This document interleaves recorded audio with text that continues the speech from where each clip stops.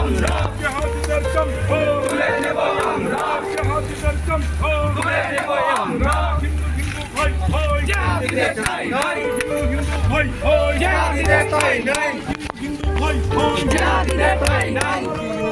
হঠাৎ মিছিল করলেন? আমরা বিগত কয়েকদিন ধরে সংবাদ মাধ্যমে, সংবাদপত্রে বা ফেসবুক, ইলেকট্রনিক মিডিয়া, সোশ্যাল মিডিয়ায় দেখতে পাচ্ছি যে বাংলাদেশে ছাত্রদের দ্বারা সেখানকার সরকারের কাছে কোটা বিরোধী যে আন্দোলন শুরু হয়েছে এবং পরবর্তীকালে সরকারের বিরুদ্ধে বৈষম্য বিরোধী যে এক দফা আন্দোলন এবং তার চূড়ান্ত পরিণতিতে শেখ হাসিনা সরকারের পরাজয় এবং শেখ হাসিনার বাংলাদেশ ছেড়ে চলে যাওয়া, তার পরবর্তীকালে সেখানে যে সহিংস পরিস্থিতি তৈরি হয়,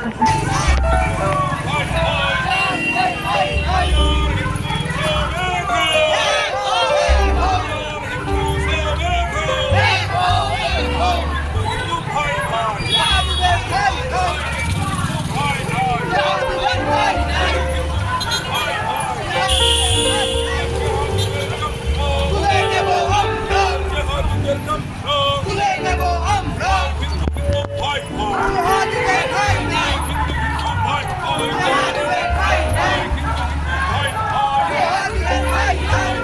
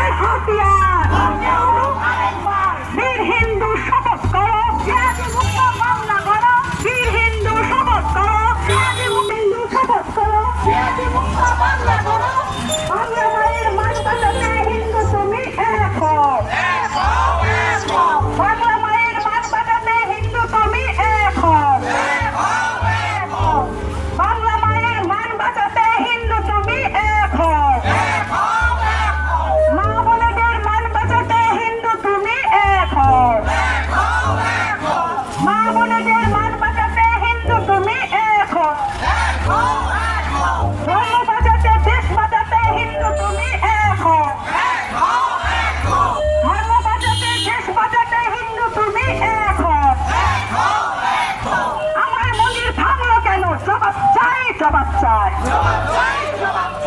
আমার মন্দির ভাঙো কেন? জবাব চাই, জবাব চাই, আমার মন্দির ভাঙো কেন? জবাব চাই, জবাব চাই, আমার বোন ধর্ষিত হলো কেন? জবাব চাই, জবাব চাই, আমার বোন ধর্ষিত হলো কেন? জবাব চাই, জবাব চাই। হিন্দু হিন্দু ভাই ভাই, হিন্দু হিন্দু ভাই ভাই, হিন্দু হিন্দু ভাই ভাই,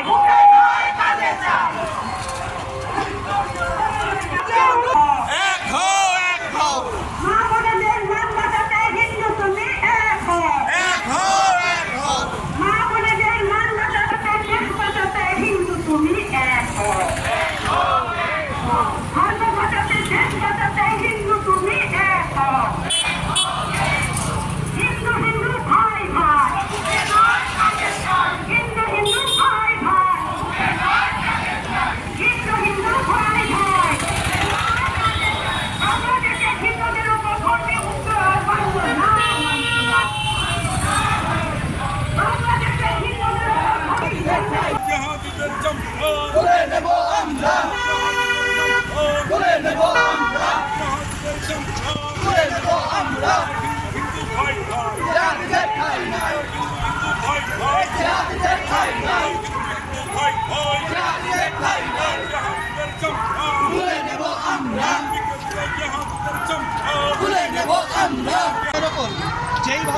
যেমন আমাদের হিন্দুদের মঠ মন্দির পবিত্র তীর্থস্থান দেবস্থানের ওপর হামলা এবং মা বোনদের ওপর অত্যাচার নির্যাতন, সনাতনী সহ সমস্ত সংখ্যালঘুদের ব্যবসা প্রতিষ্ঠানে শিল্প প্রতিষ্ঠানে হামলা অগ্নিসংযোগ, এটা দেখে আমরা অত্যন্ত ব্যথিত এবং এর প্রতিবাদে আমরা আজকে আলিপুরদুয়ারের রাজপথে নেমেছি।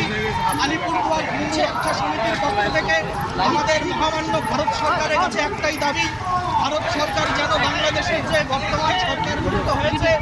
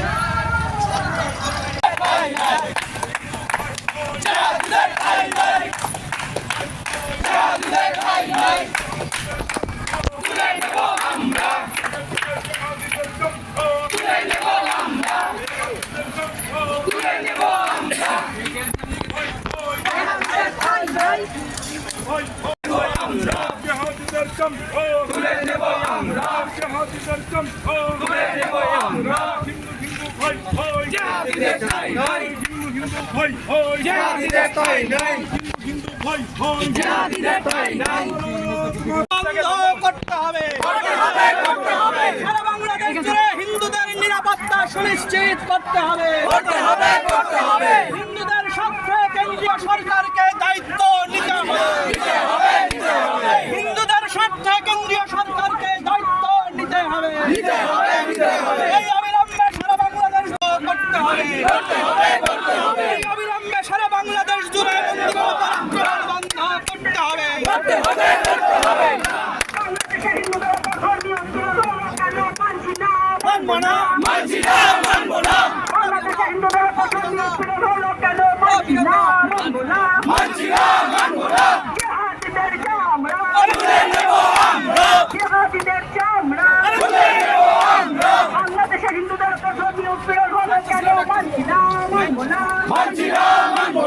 বাংলা মায়ের মান বাঁচাতে হিন্দু তুমি খাও বাংলা মায়ের মান বাঁচাতে হিন্দু তুমি খাও মা বোনদের মান বাঁচাতে হঠাৎ মিছিল করলেন না? আমরা বিগত কয়েকদিন ধরে সংবাদ মাধ্যমে সংবাদপত্রে বা ফেসবুক ইলেকট্রনিক মিডিয়া সোশ্যাল মিডিয়ায় দেখতে পাচ্ছি যে বাংলাদেশে ছাত্রদের দ্বারা সেখানকার সরকারের কাছে কোটা বিরোধী যে আন্দোলন শুরু হয়েছিল এবং পরবর্তীকালে সরকারের বিরুদ্ধে বৈষম্য বিরোধী যে এক দফা আন্দোলন এবং তার চূড়ান্ত পরিণতিতে শেখ হাসিনা সরকারের পরাজয় এবং শেখ হাসিনার বাংলাদেশ ছেড়ে চলে যাওয়া, তার পরবর্তীকালে সেখানে যে সহিংস পরিস্থিতি তৈরি হয় এবং বাংলাদেশের বসবাসকারী যে সংখ্যালঘু সম্প্রদায় হিন্দু বৌদ্ধ খ্রিস্টান আহমদিয়া এমনকি আওয়ামী লীগের নেতাকর্মী বুদ্ধিজীবী কবি সাহিত্যিক সঙ্গীত শিল্পী সুশীল সমাজ প্রত্যেকের ওপর যে একটি অমানসিক নির্যাতন নেমে আসে, বিশেষ করে সেখানকার